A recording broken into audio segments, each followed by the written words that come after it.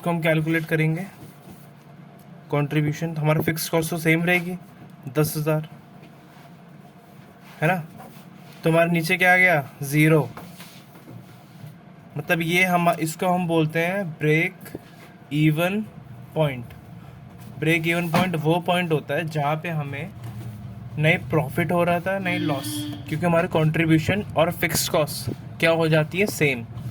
अगर हम 200 पीसेस बनाते हैं, है ना, अगर हम 200 पीसेस बनाते हैं तो हमें हमारी सेल 40,000 रुपये की होगी। ये कैसा आया 200 इंटू 200, क्योंकि एक पीस 200 का था। और ये कैसा आया 30,000, 200 इंटू 200 पीस थे ना, इंटू 150, ठीक है। इनको करो, इनको फिर ये 40 30,000 माइनस 10,000, 10,000 आ गए, फिर 0 आ गया, ठीक है। तो ये हमारा ब्रेक इवन पॉइंट है। लेकिन अगर हम 201 पीसेस बनाएंगे तो क्या क्या हाल होगा हमारा, क्या मतलब, है ना। अगर 201 पीस बनाएंगे तो हमारी सेल कितने की होगी, एक कैलकुलेट करने दो, एक सेकेंड। 201 इंटू 200, 4,200, है ना। हमारी वेरिएबल कॉस्ट कितनी हो जाएगी, एक सेकेंड, हाँ 30,150, है ना। इसको माइनस कर रहा हूँ, हाँ माइनस करके हमारी फिगर आ जाएगी ये वाली 10,000, ये फिगर आ रही है, ठीक है। ये मेरे कंट्रीब्यूशन हो गया अगर मैं 201 पीसेस बनाऊंगा तो, है ना। फिक्स कॉस्ट कितनी आ रही है मेरी 10,000, भी सेम रहेगी, है ना। तो मेरा यहाँ पे फाइनली कितना आ गया 50, और 50 क्या होगा मेरा नेट प्रॉफिट, ठीक है, ठीक है, नेट प्रॉफिट हो गया। अगर मैं इसकी जगह 201 की जगह 199 पीसेस बनाता तो मेरा 50 रुपये का लॉस हो रहा होता, है ना। तो यही चीज़ है, ठीक है। तो फिर ना इस पे ना हम पहली चीज़ हम इसमें जो पहली चीज़ होते है, पहला जो चीज़ होती है वो हम निकालते हैं इसमें प्रॉफिट वॉल्यूम रेशियो, ठीक है। इसको हम पीवी रेशियो भी बोलते हैं, ठीक है। अब इसको निकालते कैसे हैं, इसमें क्या आ रहा है प्रॉफिट, है ना, इसमें आ रहा है प्रॉफिट। तो पहले देखना पड़ेगा हमारा प्रॉफिट, इसका फॉर्मूला देखो हम खुद बनाने सीखेंगे। पहले देखो कि हमारा प्रॉफिट कहाँ से जनरेट हो रहा है। प्रॉफिट हमारा सबसे पहला प्रॉफिट कहाँ से जनरेट हो रहा है, कंट्रीब्यूशन से जनरेट हो रहा है हमारा पहला प्रॉफिट, है ना। तो कंट्रीब्यूशन जनरेट हो रहा है, यहाँ पर भी कंट्रीब्यूशन से जनरेट हो रहा है प्रॉफिट, है ना। तो यहाँ पे क्या आएगा पहले कंट्रीब्यूशन, है ना, कंट्रीब्यूशन अपॉन में जो हमारा प्रॉफिट आ रहा है वो किसकी वजह से आ रहा है, हमारा प्रॉफिट सेल्स की वजह से आ रहा है ना, है ना, इंटू 100, क्योंकि इसका आंसर परसेंटेज में चाहिए होता है इसलिए इंटू 100 करा है मैंने इसको, ठीक है। ये पीवी रेशियो होता है। तो लेट से अब हमें मान लो हमें इसका पीवी रेशियो निकालना है, कैसे निकालेंगे, इसका कंट्रीब्यूशन कितना है हमारा 50, है ना, 50 है, अपन सेल्स कितनी है, सेल्स कितनी है हमारी यहाँ पर 200, 200 है ना सेल्स, इनटू क्या करेंगे 100, है ना। इसको कर दो सॉल्व, 25% आ रहा है ना। लेकिन अगर हम इसका पीवी रेशियो निकालेंगे तो इसका 200 पीस का पीवी रेशियो निकाल के देखते हैं एक बार, है ना।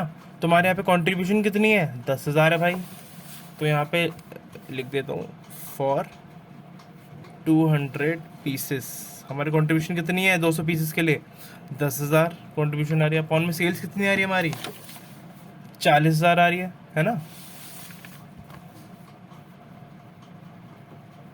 इंटू वही 100, ठीक है, वही फॉर्मूला।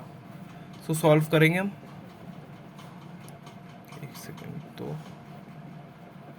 50, हाँ ये भी आ गया मेरा 25% है, ये तो सेम आ रहा है, ये भी 25 आ रहा है, ये भी 25 आ रहा है। तो समझ रहे हो ना, हम किसी भी लेवल की ले लें, हम ये भी ले सकते हैं। अगर हम ये भी लेंगे, इसमें अगर इसमें हम कंट्रीब्यूशन सेल्स लेंगे, इसमें भी अगर कंट्रीब्यूशन सेल लेंगे, कोई सी भी लेवल की भी ले लो तुम, कोई सी भी लेवल की 201 पीस के लिए भी ले लो, या कोई सी भी लेवल की भी ले लो तुम, तुम्हारा आंसर हमेशा सेम आएगा, ठीक है। लेकिन ये मत करना कंट्रीब्यूशन यहाँ का ले रहे हो, सेल्स यहाँ की ले रहे हो, ऐसे मत करना, समझ रहे हो, फिर एकदम समझ रहे हो, फिर पूरा गलत हो जाएगा आंसर। तो अगर तुम ले भी रहे हो तो सेम लेवल की लेना, ठीक है। कंट्रीब्यूशन यहाँ का तो मतलब सेल्स भी यहीं की होनी चाहिए, है ना। ये नहीं कंट्रीब्यूशन यहाँ का सेल्स यहाँ की, ऐसा मत कर देना, क्वेश्चन का गड़बड़ हो जाएगा पूरा। तो अब हम ना खुद से फॉर्मूले डिराइव करना सीखेंगे, ठीक है। पीवी रेशियो के खुद से फॉर्मूला डिराइव करना सीखेंगे। एक तो हमने इसका फॉर्मूला पढ़ लिया, क्या, कंट्रीब्यूशन अपॉन सेल्स इनटू 100, ठीक है। अब दूसरा फॉर्मूला बनाना सीखते चलो। हमारा कंट्रीब्यूशन है, ये आ कहाँ से रहा है हमारा, है हमारा क्या होता है, देखो मैं रफ में ऐसे लिख रहा हूँ, पहले सेल्स आती है ना, उसमें से वेरिएबल कॉस्ट माइनस होती है, फिर हमारा कंट्रीब्यूशन आ जाता है ना, फिर इसमें से फिक्स कॉस्ट माइनस करते हैं हम, है ना, फिर हमारा आना होता है या तो नेट प्रॉफिट आएगा या फिर आएगा नेट लॉस, ठीक है। ये बात तो पता ही है। अब तुम देखो हमारा जो कंट्रीब्यूशन है, तुम्हारा कंट्रीब्यूशन है कैसे आ रहे हैं, हमारा sales minus variable cost upon sales into 100, ऐसे तो आ रहा है हमारा। सेल्स में से वेरिएबल कॉस्ट माइनस कर दिया तो अपना कंट्रीब्यूशन तो आ रहा है ना। तो मैंने वही चीज़ यहाँ पे लिखी है ना। तो अगर हम ये इसका पहला फॉर्मूला, दूसरा फॉर्मूला हो गया, ठीक है, यहाँ लिख देता हूँ सेकेंड फॉर्मूला। इसका थर्ड फॉर्मूला भी देख लेते हैं हम, बहुत इजी है। देखो इन दोनों का डिनोमिनेटर क्या है, सेल्स है, तो मैं सेल्स को ऐसे लिख सकता हूँ क्या, sales upon sales minus variable cost upon sales, ऐसे लिख सकता हूँ, बताओ, बिल्कुल लिख सकता हूँ, है ना, इंटू 100, ऐसे लिख सकता हूँ ना। अब तुम देखो सेल्स कैंसिल नहीं हो जाएगा, 1 नहीं हो जाएगा, ये बिल्कुल हो जाएगा 1। तो एक और हमारा फॉर्मूला आ गया, 1 minus variable cost upon sales into 100, ठीक है। समझ आया तक?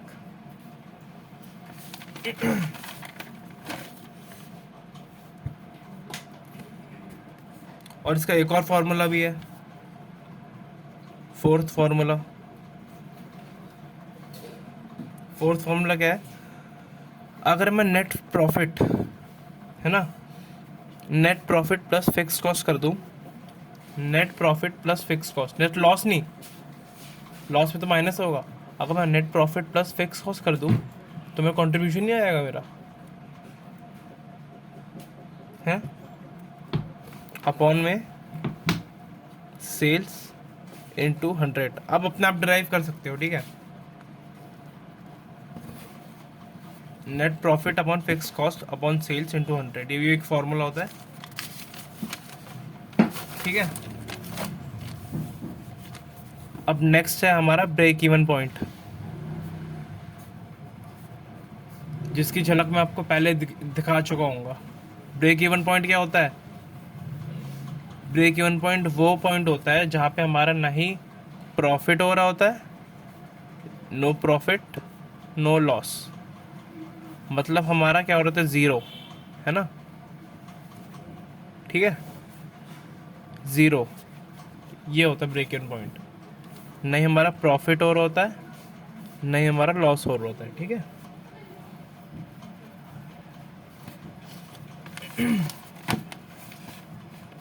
अगर हमें इसको क्वांटिटी की फॉर्म में निकालना है ना, जैसे मैंने वहाँ पे 200 पीसेस निकाला था, याद होगा आपको, है ना। अगर हमें इसको क्वांटिटी की फॉर्म में निकालना है